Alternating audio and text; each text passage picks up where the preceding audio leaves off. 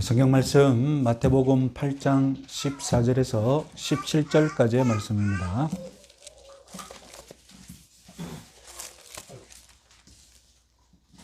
같이 읽겠습니다. 예수께서 베드로의 집에 들어가사 그의 장모가 열병으로 앓아 누운 것을 보시고 그의 손을 만지시니 열병이 떠나가고 여인이 일어나서 예수께 수종들더라 저물매 사람들이 귀신 들린 자를 많이 데리고 예수께 오거늘 예수께서 말씀으로 귀신들을 쫓아내시고 병든 자들을 다 고치시니 이는 선지자 이사야를 통하여 하신 말씀에 우리의 연약한 것을 친히 담당하시고 그를 짊어지셨도다 함을 이루려 하심이더라. 아멘. 최근에 저의 설교가 너무 길어져서 저도 충격을 받았습니다. 그래서 오늘 설교는 제1의 목표는 짧게 하는 겁니다. 내용에 은혜가 없더라도 시간 짧은 것에 은혜를 받을 수 있음을 믿으시기 바랍니다. 마태복음의 이 세 번째 기적은 베드로의 장모를 위한 것입니다. 먼저 배경을 알아봅시다. 기적이 일어난 장소는 가버나움에 있는 베드로의 집입니다.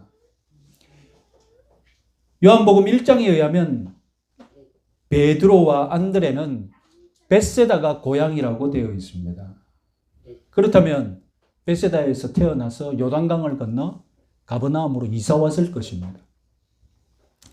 마가복음 1장에 의하면 이 집은 베드로의 집일 뿐만 아니라 베드로와 안드레의 집이라고 소개되어 있습니다. 그러니까 베드로의 가구만 사는 것이 아니라 동생도 같이 살고 장모도 같이 살고 완전 대가족이 사는 제법 큰 집이었습니다. 그렇다면 이 집이 1960년대에 발굴이 되었습니다. 그리고 회당도 근처에 있는 것으로 발굴이 되었습니다. 마가와 누가복음은 예수님이 회당에서 나와서 베드로의 집으로 갔다고 기록해 놓았습니다. 이런 성경 기록과 이 역사적인 발굴 현장을 비교해 보면 정확하게 일치합니다. 오늘날의 가버나움은 예수타운, 지저스타운이라고 해서 관광지로 개발이 되어 있습니다. 여러분이 보고 계시는 사진이 바로 갈릴리 호수와 맞붙어 있는 옛날 가버나움에서 발굴된 유적지를 예수타운이라고 지금 개발해 놓은 것입니다. 팔각형의 건물이 베드로의 집터 위에 세워진 베드로 기념교회입니다. 베드로의 집 기념교회입니다. 그리고 그 건물 앞에 마주보고 있는 건물이 회당입니다. 다음 사진 한번 보시죠. 저것이 회당이죠. 저것은 이제 예수님 당시의 건물이 아니라 이후에 그 회당 터 위에 다시 더 크게 지은 건물이 되겠죠. 다음 사진은 이 발굴 당시에 베드로의 집터입니다. 다음 사진은 이 집터를 어떻게 오늘날의 교회로 개발했는지, 건설했는지 안내문을 적어 놓은 것입니다. 자, 안내문에 의하면 1세기 때는 사각형의 조그마한 베드로 집터가 있었고, 그 다음에 4세기 때에는 같은 자리에 가정교회가 4세기 이 건물로 세워져 있었고, 그리고 5세기 때는 팔각형의 기념교회가 세워져 있었습니다. 팔각형은 존경을 뜻합니다. 그래서 다음 사진을 보시면 1990년에 아주 현대적인 팔각형 교회를 그 기념탑 바로 위에 건축을 했습니다. 다음 사진은 교회 가운데에 유리 바닥이 있어서 옛날에 그 집터를 볼 수 있게, 다음 사진을 보십시오. 저렇게 옛날의 집터 사진을 볼 수 있게끔 해놨습니다. 예수님은 베드로의 집에서 얼마 되지 않는 회당에서 귀신을 쫓아내시고 설교하신 다음에 바로 베드로의 집으로 온 것입니다. 여러분 코로나로 여행도 못 가시는데 오늘 여러분들 제 덕분에 가버나움 갔다 왔습니다. 나중에 비행기 값 일부라도 주고 가시면 되겠습니다. 자, 두 번째는 이 열병에 관해서입니다. 오늘날 우리는 열을 증상, 병균이 나에게 침입했고 내 안에 염증이 있다는 증상으로 이해합니다. 그러나 고대에는 열 자체를 병으로 알았죠. 그래서 열병이라는 것입니다. 고대 기록을 종합해 보면 갈릴리에는 말라리아가 있는 것으로 확신할 수 있습니다. 베드로의 장모의 열병이 그냥 뭐 간단한 열이 아니라 심각한 수준이었다면 분명히 말라리아가 있을 수 있고요. 그렇다면 아주 치명적인 상태겠죠. 예수님은 열의 원인, 열이 나는 원인을 바로 잡으신 것이겠죠. 세 번째는 기적의 순서에 관한 것입니다. 제가 누차 말씀드리는데 마태, 마가, 누가 모두 예수님의 기록을 기록하면서 나름대로의 순서가 있었습니다. 마가, 누가는 이 장모의 치유를 제일 먼저 기록하였죠. 그리고 나병 치유를 뒤에 기록하였습니다. 마태는 거꾸로 나병 치유를 먼저 기록하고 장모의 치유를 세 번째로 기록했습니다. 마태의 시각에서는 열병을 치유하는 것보다는 나병을 치유하는 것이 더 중요했던 것입니다. 유대인 마태에게는 이 사건이 더 중요했던 거죠. 그렇다고 해서 장모의 치유가 의미가 없었느냐? 그렇지는 않습니다. 마태가 나병 환자, 백부장, 장모 이렇게 기적을 나열한 이렇게 기적을 트리오로 먼저 묶은 것은 특별한 의미가 있습니다. 유대인들에게. 이 세 명은 당시 유대 예루살렘 성전에 들어갈 수가 없었던 신분입니다. 아시다시피 헤롯이 건설한 성전은 신분에 따라서 접근할 수 있는 영역이 구별되어 있습니다. 헤롯 사진 한번 볼까요? 이것이 이제 헤롯 성전을 복원한 사진이죠. 원래 처음 성막에서는 영역이 세 개로 구분되어 있죠. 지성소, 성소, 성막의 뜰. 다음 사진 한번 볼까요? 그런데 헤롯 성전은 이 한 개의 성전 뜰을 네 개로 구분해서 더 확장했습니다. 그래서 제사장의 뜰, 이스라엘의 뜰, 여인의 뜰, 그리고 이방인의 뜰. 우리 그림에는 북쪽 이방인의 뜰이 없고 그냥 남쪽 이방인의 뜰만 그려 넣었습니다. 자, 그래서 제사장의 뜰은 레위인들이 출입하는 뜰입니다. 이스라엘의 뜰은 이스라엘 사람이 들어갈 수 있는 뜰이겠지만 남자만 들어갈 수 있습니다. 그래서 여인이 못 들어오니까 여기까지가 성전입니다.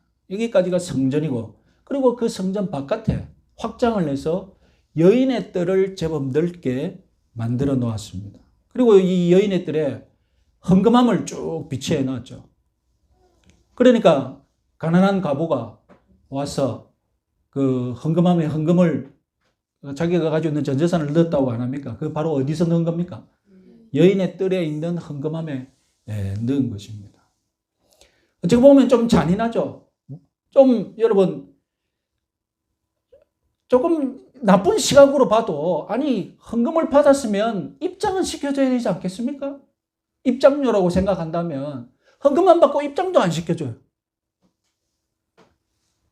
그리고 돌담이 있은 다음에 이 돌담 바깥에 이방인의 뜰, 예수님이 청소하신 구역이 어디입니까? 예수님이 청소하신 구역이 바로 여기 이방인의 뜰이죠. 이방인의 뜰에 막 온갖 장사꾼들, 환전상들이 다 모여서 거래를 하고 있으니까 예수님이 청소하신 구역이 바로 이방인의 뜰입니다. 자, 여러분, 그럼 적용해 봅시다. 첫 번째 기적의 수혜자인 이 나병 환자는 성전은커녕 예루살렘은커녕 그죠? 아예 더 먼 곳에 소외당하고 있습니다. 접근 불가입니다. 접근 불가. 저 광야 어딘 곳에 나병 환자촌에서만 지금 살고 있지 어디 감히 예루살렘에 올 수 있겠습니까? 성전에 올 수 있겠습니까? 두 번째 기적의 수혜자 백부장은 어떻습니까? 백부장은 어디까지 갈 수 있습니까? 이방인의 뜰에만 올 수 있습니다. 이방인의 뜰에만 올 수 있어요. 세 번째 기적의 수혜자 베드로의 장모는 어디까지 갈 수 있습니까? 베드로의 장모는 성전 문이 있는 성전 문으로는 들어가지 못하고 성전 문 앞에서 헌금만 하고 돌아가야 돼. 돈만 뜯기는 거예요. 입장도 못해. 이들 모두 하나님의 집에서 소외당하고 있어요. 하나님의 집에 출입금지야. 하나님의 집에 나아가서 제사도 드릴 수가 없어요. 마태는 지성소에서 멀리 있는 순서대로 지성소, 하나님의 집에서 가장 멀리 소외당하고 있는 순서를 뒤집어서 제일 먼저 가장 멀리 쫓겨나 있는 나병 환자를 가장 먼저 하나님이 부르신 것, 예수님이 부르셨다고 첫 번째 기적의 수혜자로 삼은. 다음은 이방인이 소외당하고 있으니까 이방인을 부르고, 다음에 세 번째는 여인을 데리고 와서 하나님의 집에 넣어줍니다. 예수님이 세우신 하나님 나라 어떤 나라입니까? 나병 환자, 이방인, 여인들이 새로운 성전이신 예수님 안에서 마음껏 하나님의 은혜를 체험하고 마음껏 예배드리고 마음껏 출입할 수 있는 하나님의 백성이 되어서 하나님의 자녀가 되어서 마음껏 하나님을 만날 수 있는 그런 나라임을 믿으시기 바랍니다. 예수님이 가져오신 천국이 그런 천국입니다. 마태는 유대의 율법에 의해 하나님의 집에서 소외당하고 하나님의 집에서 쫓겨난 자들을 그들의 대표로 가장 멀리 쫓겨난 나병 환자 한 명, 그 다음 쫓겨난 이방인, 그리고 성전 문 앞에서 헌금만 하고 맨날 돌아가는 그 여인의 대표로 장모, 이렇게 세 사람을 불러들여서 이제 주님 안에서 하나님 나라, 하나님의 집에 얼마든지 출입할 수 있다고 그 기적을 보여주고 있는 겁니다. 자, 여러분 또 주목할 것은 마태, 마가, 누가 이 세 사람이 이 기적을 기록하고 있는 관점의 차이를 조금 더 주목해 봅시다.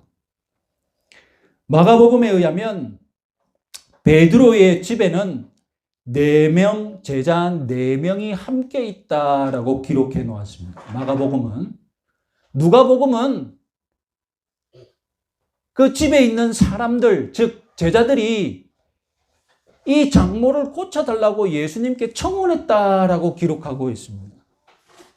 그런데 마태는 어떻게 기록했습니까? 마태는 4명이 있다는 거 생략하고 제자들이 장모를 고쳐달라는 거 생략하고 오로지 예수님과 장모 두 사람만 등장시키고 그리고 예수님이 장모를 보고 고쳐주셨다라고 딱 집중합니다. 예수님과 장모에게만 딱 두 사람에게만 집중합니다. 다른 배경이 마치 없는 것처럼.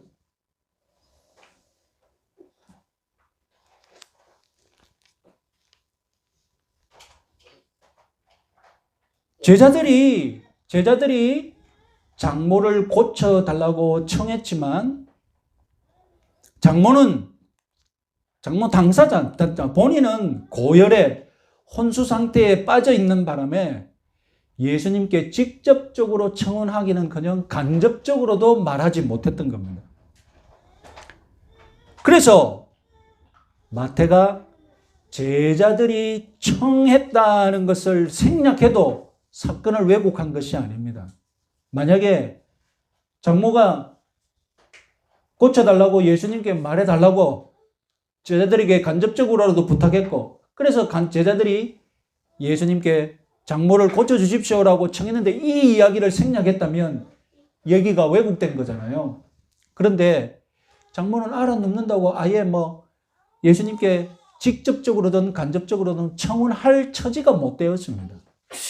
그런 처지에서 누가 고쳐달라고 청혼을 했던 직접 청혼한 것이 아니기 때문에, 간접적으로라도 청혼한 것이 아니기 때문에 이야기를 왜곡시킨 것이 아니라는 것입니다. 자, 여러분, 첫 번째 나병 환자의 기적, 두 번째 백부장 종의 기적, 모두 믿음을 가진 당사자의 청혼이 있었습니다. 그러나 베드로의 장모의 기적은 당사자가 믿음을 가졌는지 안 가졌는지도 불확실하고, 그리고 당사자가 청혼한 일도 없습니다. 베드로의 장모가 예수님을 믿었을까요? 여러분, 웃기는 이야기가 있습니다. 장모가 왜 열병이 났을까? 베드로가 멀쩡한 직업을 버리고 예수님을 따라다니는 것 때문에 그냥 속에서 열이 나가지고, 열받아가지고, 그래서 못 참아가지고 열병이 났다는 거예요. 이런 유머가 아니더라도 복음서의 기록을 종합해보면 장모는 아직 믿지 않았고, 그리고 예수님께 청혼을 할 수 없을 정도로 지금 누워 있는 것으로 판단해야 될 것 같습니다. 그래서 이런 상황을 종합해 볼 때 이 세 번째 기적이 특별한 의미를 가지고 있다는 것을 우리가 확신할 수 있습니다. 마태는 예수님이 누워있는 장모를 보시고 주도적으로 고쳐주셨음을 강조합니다. 그래서 표를 보시면 예수와 장모 이 두 사람의 이야기면서 예수님이 그 손을 만지시니 이 문장을 중심으로 아주 재미있는 이 대칭 구도를 그리고 있다는 것입니다. 표를 보시면 첫 번째는 예수께서 들어갔다. 그 다음에 장모가 열병으로 알아 누워 있다. 그리고 가장 핵심은 무엇입니까? 손을 만지셨다. 그러니 어떻게 됐다고요? 열병이 떠나가고 여인이 일어났다. 그리고 마지막에 예수께서 여인에게 수종 받으셨다. 섬김을 받으셨다.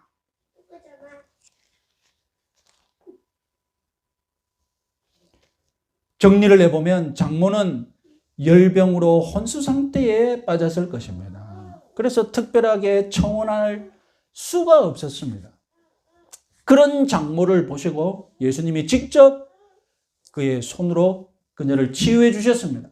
단지 베드로의 장모라는 이유만으로, 베드로가 청혼이 없어도 그녀가 베드로의 장모라는 이유만으로 치유의 은혜를 베푸셨던 것입니다. 이것이 오늘 이 기적의 남다른 의미입니다. 첫 번째, 두 번째 기적은 예수님 공동체 밖에 있었던 자들을 위한 것이었습니다. 세 번째 기적은 예수님 공동체 안에 있는 베드로 때문에 베푸신 기적입니다. 소위 외부자, 내부자, 이런 구별이 있습니다. 첫 번째, 두 번째 기적은 외부자를 위한 기적이고, 세 번째 기적은 내부자를 위한 기적이라는 것입니다. 그래서 오늘 장모를 고친 기적이 우리들에게 가르치는 교훈 첫 번째는 무엇이냐? 예수님이 자신을 뒤따라서 헌신한 제자들, 이 공동체 내부자들의 어려운 문제를 직접 주도적으로 해결해 주셨다는 것입니다. 예수님이 베드로에게 사람을 낚는 어부가 되라고 부르셨고, 베드로는 그물을 던져두고 예수님을 따라갔습니다. 그렇다고 완전히 가족을 돌보는 일마저 내팽개친 것은 아닙니다. 하지만 예수님을 따라다니다 보면 가족을 돌볼 겨를이 없겠죠. 예수님은 제자들에게 헌신할 것을 강조합니다. 그래서 다음 이야기 보면 가족의 일에 크게 신경 쓰지 말라고 막 제자들에게 가르치시기도 하십니다. 그런 가운데 예수님은 베드로의 장모의 열병까지 돌아보심으로 제자들의 가정에서 일어나고 있는 슬픔과 고통, 예수님이 직접 해결해 주신 거예요.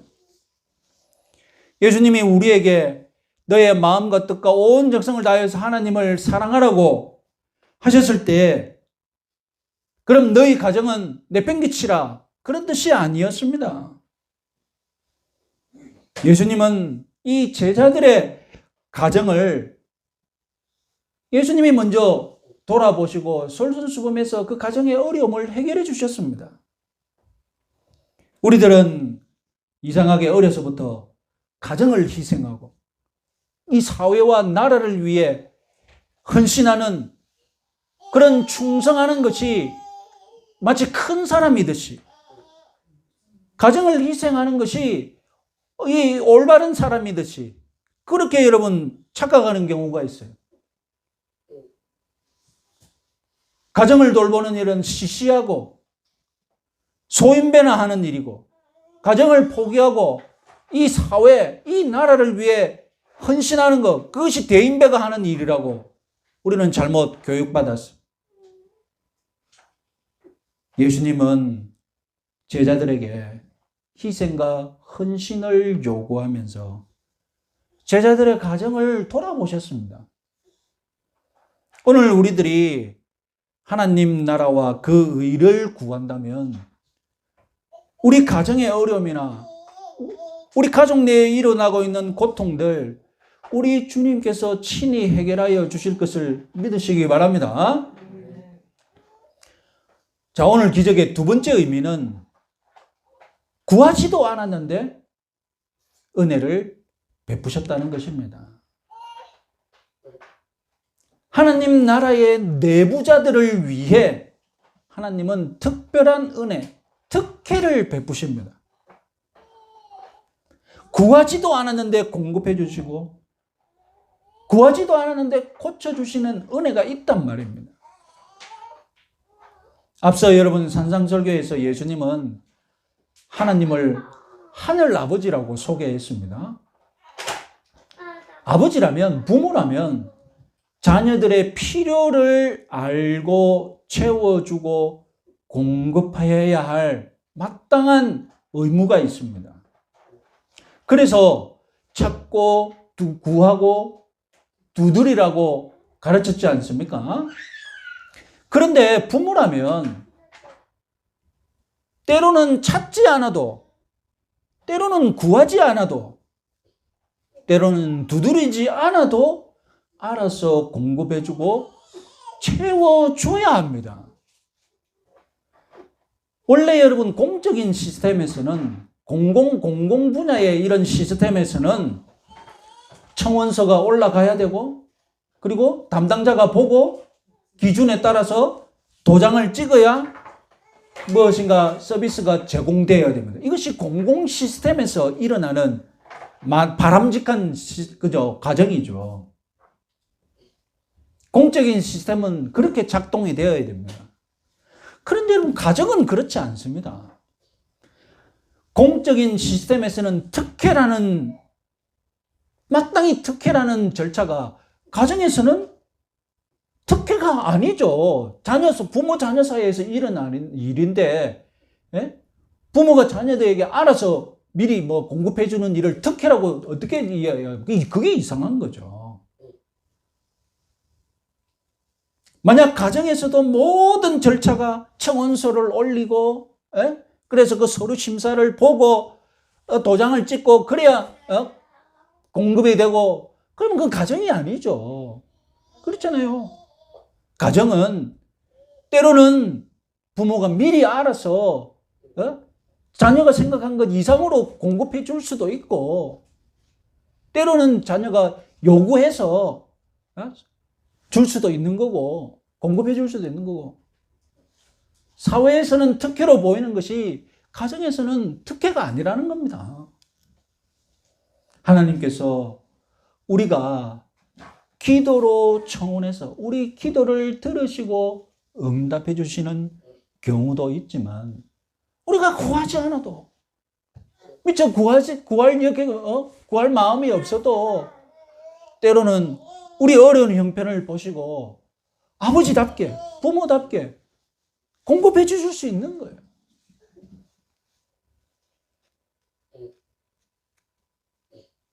반드시 기도해야 주시는 분이라면 그건 뭐 아버지와 자녀 사이가 아니죠. 하나님은 우리에게 특혜를 베푸시는 분이심을 믿으시기 바랍니다. 하나님은 자녀들에게 특혜를 기꺼이 주시는 분이십니다. 세 번째로 이 특별한 은혜는 심지어 성도들의 믿지 않는 지인들에게도 베풀어 주시는 경우가 있다는 것입니다. 하나님께서 은혜를 베푸실 때 믿는 자 때문에 그 주위 사람을 축복하시는 경우가 있다는 겁니다. 왜냐하면 사람은 수많은 관계 속에 있습니다. 요즘 말로 네트워크를 형성해 있습니다. 그래서 나를 축복하시려면 네트워크를 축복해야 돼요. 내가 직장인인데 나를 축복하려면 어떻게 하셔야 되겠습니까? 직장을 축복해야 되잖아요. 그렇잖아요. 하나님께서 나를 축복하려면 사장을 축복해야 돼요. 그러면 그 네트워크에 있는 내가 복을 받는 거예요. 하나님이 불신 아내를 축복하려면 어떻게 해야 되겠습니까? 예? 남편을 축복해야 되고, 불신 남편을 축복하려면, 불신 남편을, 믿는 아내가 있고, 불신 남편이 있습니다. 그래서 이 믿는 아내를 하나님이 축복하시려면 어떻게 해야 되겠습니까? 불신 남편을 어떻게 해서든 하나님이 축복을 주셔야죠. 나는 이렇게 수많은 관계 속에 있기 때문에, 네트워크에 있기 때문에 하나님이 나를 축복하신다는 것은 내가 속해 있는 나와 연결된 이 네트워크를 축복하시는 거예요. 그래서 내 주변에 믿지 않는 자들이 복받는 일이 생기는 거예요. 오늘 우리 기적 속에서도 여러분, 앞에 기적 속에서도 어떤 일이 있었습니까? 믿는 백부장 때문에 누가 복을 받았습니까? 예? 그 종이 복을 받았죠. 종이 믿었는지 안 믿었는지 성경은 관심도 안 두고 있어요. 믿는 백부장 때문에 그 하인이 복을 받았잖아요. 오늘 본문에서는 누가 복을 받습니까? 베드로 때문에 장모가 복을 받은 거예요. 장모가 안 믿는 것 같지만 성경은 그가 믿는지 안 믿는지 청혼했는지 관심 안 두고 있습니다. 예수님이 장모를 축복하신 것은 베드로 때문이죠.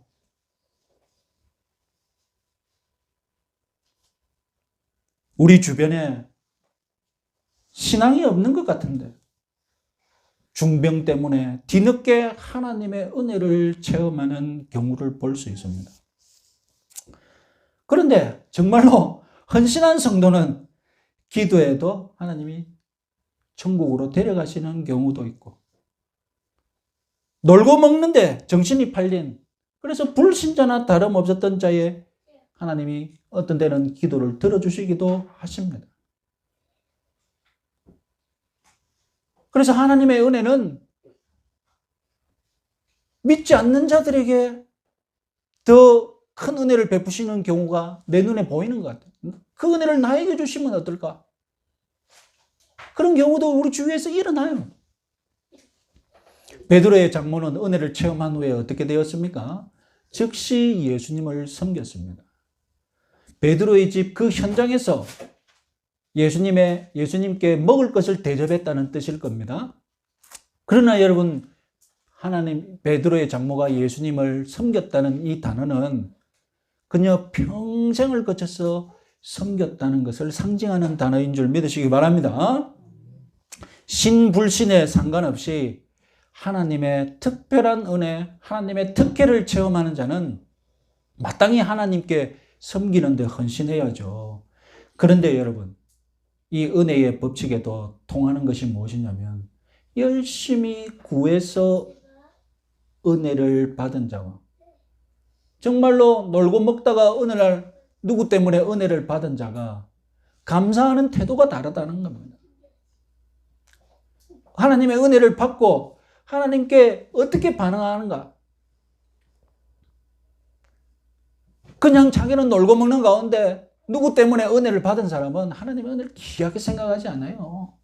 받을 때만 하나님 믿겠다고 나도 하나님 믿겠다고 막 설치지만 결국 그 신앙이 곧 교회를 떠나고 신앙도 떠나요. 하나님의 은혜를 무시하는 것이죠. 하나님의 은혜가 낭비된 것 같아 보이지만 하나님은 그럼에도 불구하고 나를 축복하기 위해 내 주변에 있는 내가 네트워크를 형성하고 있는 지인들을 하나님이 축복하시는 것을 믿으시기 바랍니다. 자, 설교를 정리해 봅시다. 마태는 이 첫 번째 기적 트리오를 정리하면서 이사야의 예언을 인용하십니다. 이사야 53장 4절 말씀, 우리의 연약한 것을 친히 담당하시고 병을 짊어지셨도다. 메시아의 예언을 지금 예수님이 행동으로 성취하고 있다는 것입니다. 예수님은 우리의 연약한 것을 친히 담당하시고 병을 짊어지신 분이십니다. 특히 자기를 따라오는 자기에게 헌신하신 이 제자들을 자기 십자가를 지고 따라오는 이 제자들을 구할 때만 응답해 주시는 그런 분이 아니시라 구하지 않아도 문제를 해결해 주시는 그런 자비하신 분이심을 믿으시기 바랍니다. 우리가 이것을 믿기 때문에 우리 자신의 가정 문제 그리고 내 자신의 어려운 문제 그런 거 주님께 다 맡겨놓고 믿음 가운데 살아갈 수 있는 것입니다. 그저 알아 누워 있을 수밖에 없었던 이 베드로의 장모 특별한 은혜를 체험한 것이죠. 특혜를 받은 거예요. 베드로 때문에 자기는 구하지도 않았는데 받은 거예요. 이 장모는 자기가 받은 은혜를 감사하는 그런 마음을 가졌습니다. 그래서 즉시 일어나서 예수님을 섬겼습니다. 은혜를 입었다면 주님을 섬겨야 하는 줄 믿으시기 바랍니다. 은혜를 무시해서는 안 됩니다. 특혜를 받았으면 그 받은 특혜에 마땅히 감사해야 할 줄 믿으시기 바랍니다. 이번 한 주간도 주님께 모든 걱정 근심 맡기시고 감사함으로 헌신하시는 여러분들 되시기 바랍니다. 찬송가 369장 찬송하시겠습니다.